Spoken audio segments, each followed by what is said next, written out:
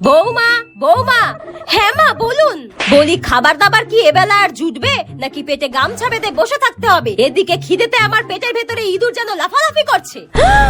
ইঁদুরে লাফালাফি করছে আপনার পেটের ভিতরে? তাহলে আর বলছে কি? ই বাবা, আপনি কোনো চিন্তা করবেন না মা, আপনি একটু ইঁদুরগুলোকে বলুন অপেক্ষা করতে, আমি খাবার নিয়ে আসছি। একটু দাঁড়ান একটু দাঁড়ান। A few minutes later.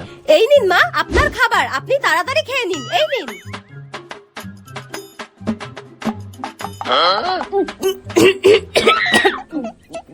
বৌমা, এটা কি তরকারি গো? কেমন যেন গলা বুকটা জ্বালা করছে। আসলে মা, আপনি বললেন না আপনার পেটের ভেতরে নাকি ইঁদুর লাফালাফি করছে, ওই জন্য আপনার খাবারের মধ্যে ইঁদুর মারার বিষ আমি মিশিয়ে দিয়েছিলাম, যাতে খাবার সাথে সাথে ইঁদুরগুলো মরে যায়।